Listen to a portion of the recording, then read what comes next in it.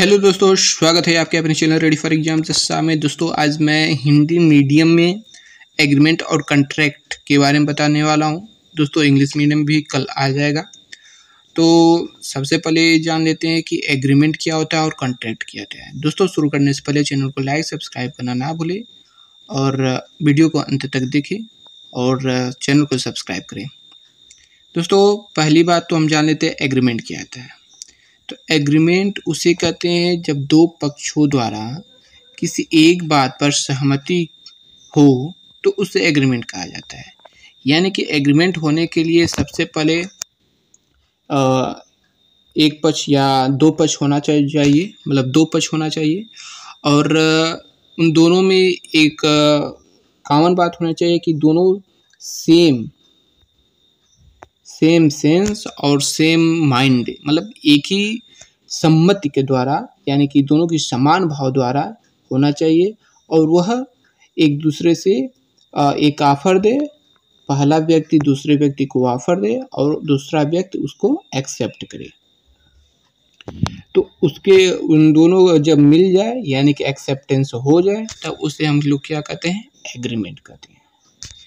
तो दोस्तों हम पिछले वीडियो में भी बता दिए हैं, इसलिए शॉर्टकट का बता रहे हैं कि एग्रीमेंट किसे कहते हैं। तो जब दो पक्षों द्वारा किसी एक बात पर सहमति हो तो एग्रीमेंट कहा जाता है और यह कॉन्ट्रैक्ट के पहले होता है। ठीक है दोस्तों, यानी कि इसे इंग्लिश में अगर हम कहें तो a constant between two parties on something is called an agreement and this happen before contract. दोस्तों इसे एक बात और है कि 2E में रखा गया है, इसे सेक्शन 2E में रखा गया है।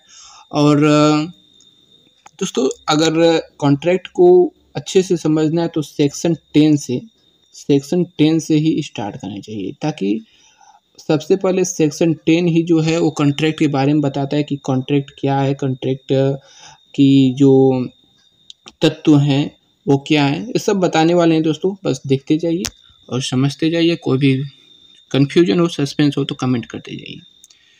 तो दोस्तों अब जान लेते हैं कॉन्ट्रैक्ट क्या होता है। तो कॉन्ट्रैक्ट दोस्तों ये कि जब एग्रीमेंट संविदा के सेक्शन 10 को पूरा कर लेता है तो वह कॉन्ट्रैक्ट बन जाता है।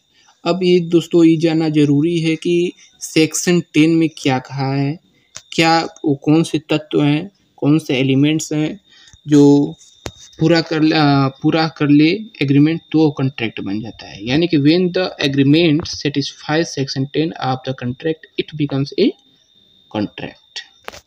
तो आगे चल के देखते हैं।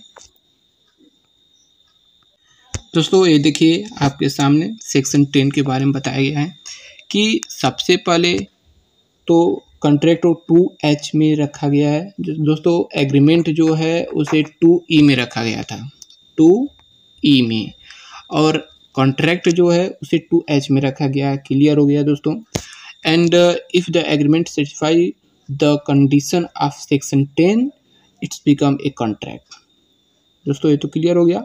लेकिन अब ये जो सेक्शन 10 को अगर सेटिस्फाई कर रहा है तो वो कौन से तत्व हैं जिसे सेटिस्फाई करना होगा। तो ये आपके सामने दिया है कि सबसे पहले आपको ऑफर एंड एक्सेप्टेंस होना चाहिए, तब उसके बाद लॉफुल एक ऑब्जेक्ट होना चाहिए, फिर से एक कंसिडरेशन यानी कि प्रतिफल होना चाहिए, और चौथा जो है आपका कॉम्पिटेंट पार्टीज होना चाहिए। ओके, अब उसके बाद से पांचवा दोस्तों है फ्री कांस्टेंट होना चाहिए।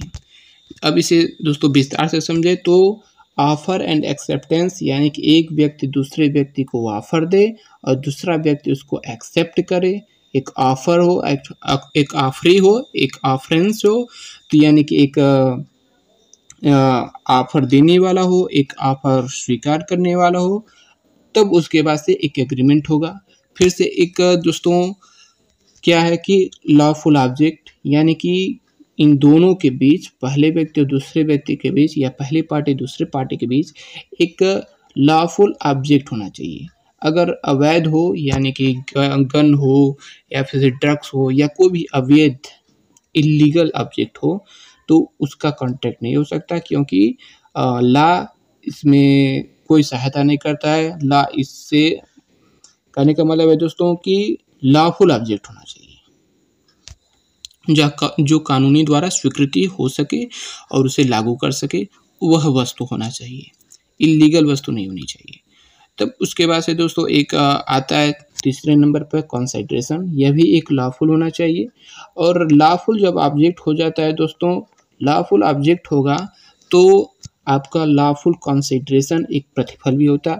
प्रतिफल का मतलब उस वस्तु के बदले जो भी कीमत हो उसी को हम कंसिडरेशन कहते हैं। यानी कि अगर पहला व्यक्ति दूसरे व्यक्ति को घर देता है या कोई भी मकान देता है, कोई भी वस्तु देता है और दूसरा व्यक्ति उसे उसकी कीमत देता है तो उसको कंसिडरेशन कहते हैं। यानी कि पहले व्यक्ति का प्रतिफल क्या होगा, तो उस घर के बदले जो कीमत मिलेगा उसे उसका पहले व्यक्ति का कंसिडरेशन होगा, और दूसरे व्यक्ति का कंसिडरेशन ये होगा कि उसको उस पैसे के बदले उसको घर मिल रहा है, मकान मिल रहा है। तो ये प्रतिफल हो गया कुछ। उसके बाद से देख लेते हैं कॉम्पिटेंट पार्टीज, यानी कि दोनों पहले व्यक्ति या पहला व्यक्ति और दूसरा व्यक्ति दोनों एक कॉम्पिटेंट पार्टी होनी चाहिए, यानी कि क्षमता उतनी होनी चाहिए ताकि वो एग्रीमेंट कर सके। अब क्षमता यानी मेजोरिटी जो होनी चाहिए वो कम से कम आप लोग का 80+ होना चाहिए, एक ये हो गया। फिर से फ्री कांस्टेंट होनी चाहिए, फ्री कांस्टेंट आप लोगों की होनी चाहिए। इसका दोस्तों एक सेपरेट वीडियो भी बनाया, सो आप जो देख लीजिए, डिस्क्रिप्शन में भी मिल जाएगा। फिर से आप लोगों का एक लॉफुल कंसिडरेशन, यही दोस्तों जो आप बताया है वही होना चाहिए। फिर से एक स्वतंत्र सम्मति होनी चाहिए, फ्री कांस्टेंट होनी चाहिए। एक कुछ रहा आपका मेजोरिटी में। फिर से दोस्तों ये अलग बात है कि वह दिवालिया ना हो, पागल ना हो। फिर से क्या कहा जाता है, नशा ना करता हो, अपनी करंट माइंड हो, ये सब कुछ अलग विशेषता है, उसको अलग ही है। उसके बाद से आपको मतलब देख लेते हैं 5वां point, free constant. Free constant है यानी कि स्वतंत्र सम्मति होनी चाहिए, यानी कि पहले व्यक्ति और दूसरे व्यक्ति में कोई भी दबावपूर्ण या जोर जबरदस्ती से कोई एग्रीमेंट नहीं, कॉन्ट्रैक्ट नहीं होना चाहिए। क्योंकि अगर कोई भी जैसे कि पहले व्यक्ति दूसरे व्यक्ति को कोई दबाव के वजह से एग्रीमेंट कराता है तो वह कॉन्ट्रैक्ट में नहीं आ सकता। एग्रीमेंट तो हो जाएगा दोस्तों कि हाँ चलिए हम आपको मकान देंगे, इसके बदले पैसे देंगे, लेकिन वो कॉन्ट्रैक्ट नहीं हो सकता, क्योंकि इसमें स्पष्ट रूप से लिखा गया है कॉन्ट्रैक्ट में कि फ्री कांस्टेंट स्वतंत्र सम्मति होनी चाहिए। अब आइए देख लेते हैं दोस्तों कॉन्ट्रैक्ट बनने की प्रक्रिया। तो अगला है दोस्तों कॉन्ट्रैक्ट बनने की प्रक्रिया। तो इसको हम पहले भी बता चुके हैं, अभी भी बता दे रहे हैं कि सबसे पहले आपको 2A में जो है प्रपोजल होना चाहिए, ऑफर और ऑफरी होना चाहिए, क्योंकि तभी एक प्रपोजल हो सकता है। प्रपोजल मतलब ये होता है कि अपनी इच्छा व्यक्त करना, यानी कि एक पहला व्यक्ति दूसरे व्यक्ति को अपनी इच्छा बताता है, अगर दूसरा व्यक्ति उसे स्वीकार कर लेता है तो वह प्रॉमिस हो जाता है। यानी कि अगर पहला व्यक्ति दूसरे व्यक्ति को अपना बुक देना चाहे 50 रुपये में, तो अपनी इच्छा इसे दूसरे व्यक्ति के सामने रखा, लेकिन अगर दूसरा व्यक्ति इसे मना कर दे कि नहीं आपकी बुक नहीं चाहिए, तो एग्रीमेंट बनने से नहीं रहा। अगर वह एक्सेप्ट कर ले कि हाँ चलिए मैं आपका बुक लूँगा 50 रुपये में, तो वह प्रॉमिस कर दिया, और जब प्रॉमिस कर दिया तो समझ लीजिए एक एग्रीमेंट का कार्य कर रहा है, एग्रीमेंट हो गया दोस्तों। अब इसमें देख लेते हैं कि कंसिडरेशन।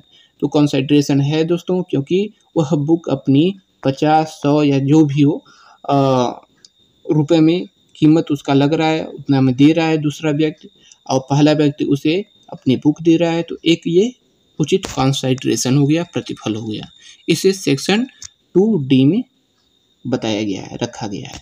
अब जब ये तीनों जब मिल जाता है दोस्तों, तब उसके बाद से आपका एग्रीमेंट हो जाता है, इसे 2E में रखा गया है। अब जब वही एग्रीमेंट दोस्तों 2 तरीके होता है। पहला तो होता है कि इन्फोर्सेबल बाय लॉ, ठीक। फिर से एक होता है इनइन्फोर्सेबल बाय लॉ, यानी कि अवैध होता है, एक वैध होता है। तो जो एग्रीमेंट अवैध होता है वह एग्रीमेंट तक ही सीमित रह जाता है, कॉन्ट्रैक्ट का निर्माण नहीं कर पाता। लेकिन अगर वह इन्फोर्सेबल बाय लॉ हो जाता है, यानी कानून द्वारा, विधि द्वारा लागू हो जाता है, तो वह दोस्तों कॉन्ट्रैक्ट यानी कि 2H में जो रखा गया है कॉन्ट्रैक्ट बन जाता है। यानी कि इसमें स्पष्ट रूप से देखिए कहा गया है कि when the agreement is the enforceable by law called contract, यानी कि जो एग्रीमेंट इन्फोर्सेबल कानून द्वारा लागू हो जाए उसे कॉन्ट्रैक्ट कहते हैं। क्लियर हो गया दोस्तों। उसके बाद से दोस्तों कुछ आइए जान लेते हैं एग्रीमेंट और कॉन्ट्रैक्ट में अंतर क्या होता है। तो पहले तो भी बता दिए हैं, अपना चाहे तो स्वयं से लिख सकते हैं, लेकिन कुछ पॉइंट हैं जो बता दे रहे हैं कि एग्रीमेंट दोस्तों ऑफर और एक्सेप्टेंस के बाद एग्रीमेंट का निर्माण होता है, लेकिन कॉन्ट्रैक्ट जो है वह एग्रीमेंट जो होता है कॉन्ट्रैक्ट, वो एग्रीमेंट सेक्शन 10 को पूरा कर ले, यानी जो एग्रीमेंट सेक्शन 10 को पूरा कर ले तब जाके वह कॉन्ट्रैक्ट बनेगा। सेक्शन 10 क्या है ये पीछे भी बता चुके हैं और अगले वीडियो में भी बता दिए हैं। तो आप लोग शायद जानते होंगे कि सेक्शन 10 में क्या क्या कहा गया है, यानी कि जो एग्रीमेंट सेक्शन 10 को पूरा कर ले तो वह कॉन्ट्रैक्ट बन जाता है। अगला पॉइंट 2 है दोस्तों, एग्रीमेंट को 2E में रखा गया है, 2E में रखा गया है दोस्तों, और जो कॉन्ट्रैक्ट है उसे 2H में रखा गया है। ये तो जाहिर सी बात है थोड़ा सा अंतर हो गया, बहुत अंतर हो गया। उसके बाद से तीसरा पॉइंट है एग्रीमेंट अवैध हो सकता है, इलीगल हो सकता है, जैसे कि इसमें दिया है गन बेचना, गन सप्लाई करना, ड्रग्स बेचना और भी लीगल काम जो भी है, तो वह एग्रीमेंट अवैध हो सकता है। लेकिन कॉन्ट्रैक्ट कभी भी अवैध नहीं हो सकता, क्योंकि ये कानून द्वारा लागू होता है, और जब कानून द्वारा लागू हुआ तो कानून में कोई भी अवैध चीज़ नहीं हो सकता। तो कॉन्ट्रैक्ट कभी भी अवैध नहीं हो सकता, वो हमेशा वैध ही होता है, लीगल ही होता है। अगला पॉइंट है दोस्तों, अगला पॉइंट है आपका एग्रीमेंट तोड़े जाने पर क्षतिपूर्ति नहीं ली जा सकती। यानी कि जब कोई एग्रीमेंट एक व्यक्ति दूसरे व्यक्ति के बीच हो गया एग्रीमेंट, तो अगर वह पहला व्यक्ति दूसरे व्यक्ति को कह दे कि नहीं मैं एग्रीमेंट तोड़ता हूँ, मैं आपसे सहमति नहीं हूँ, तो दूसरा व्यक्ति दोस्तों उसका जो भी क्षतिपूर्ति हुआ है वह नहीं ले सकता, उससे कोई भी कीमत क्षतिपूर्ति नहीं ली जा सकती सामान्यतः। लेकिन कॉन्ट्रैक्ट में जो है वह क्षतिपूर्ति कानून द्वारा, इन्फोर्सेबल बाय लॉ द्वारा अगर हो चुका है एग्रीमेंट, तो कॉन्ट्रैक्ट में वह क्षतिपूर्ति ले सकता है, और वह अगर नहीं दे तो वह कानून की मदद भी ले सकता है। तो दोस्तों ये रही कुछ अंतर, कुछ कॉन्ट्रैक्ट और एग्रीमेंट के बारे में। वीडियो अच्छी लगे तो लाइक सब्सक्राइब करना ना भूलें।